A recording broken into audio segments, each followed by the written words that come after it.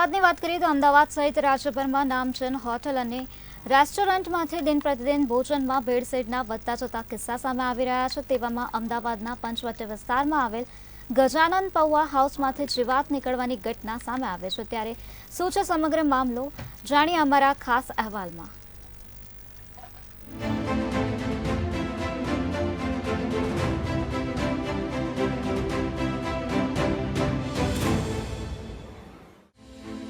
અમદાવાદમાં ખાવામાંથી જીવાત નીકળવાનો સિલસિલો યથાવત।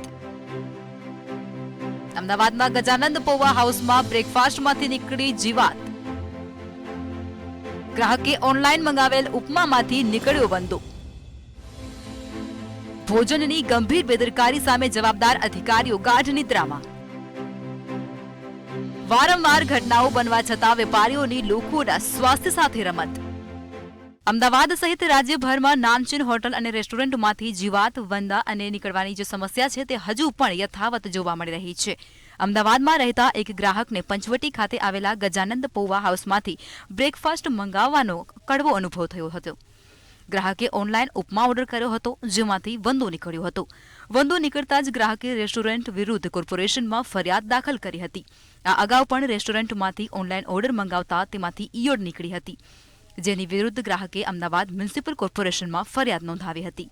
ઉલ્લેખનીય છે કે રાજ્યમાં હવે જેમ જેમ હોટલ, રેસ્ટોરન્ટ, કેફે વગેરે વધતા જાય છે તેમ તેમ ભેળસેળ અને નકલી ખાદ્ય ઉત્પાદનો તેમજ અખાદ્ય કહી શકાય તેવા ખોરાકો ગ્રાહકોને પીરસાઈ રહ્યા છે, જેને પગલે તેમના સ્વાસ્થ્ય પર સીધી અસર પડી રહી છે। થોડા દિવસો અગાઉ ફેમસ બ્રાન્ડલા પિઝામાંથી જીવાત નીકળ્યા હોવાનો વિડીયો વાયરલ થયો હતો। આ સિવાય પણ બીજી એક રેસ્ટોરન્ટ ટોમેટોઝ કેરી ઓનમાં ગ્રાહકને વેજના બદલે નોનવેજ પીરસવામાં આવ્યું હતું। અરે એટલું જ નહીં, પરંતુ બોપલના શાલિગ્રામ શોપિંગ સેન્ટરમાં માધવ ડ્રાયફ્રૂટ્સમાંથી ગ્રાહકે ડ્રાયફ્રૂટ્સ ખરીદતા તેમાં પણ ઈયળ જોવા મળી હતી। આ સિવાય પણ રાજ્યના અન્ય શહેરોમાં રેસ્ટોરન્ટ્સની આ પ્રકારની ગંભીર બેદરકારી જોવા મળી રહી છે। ત્યારે નોંધનીય છે કે વારંવાર આવી ઘટનાઓ બનવા છતાં વેપારીઓ લોકોના સ્વાસ્થ્ય સાથે છેડછાડ કરી રહ્યા છે।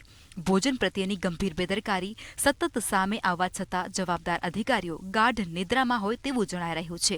બ્યુરો રિપોર્ટ, મંતવ્ય ન્યૂઝ, અમદાવાદ।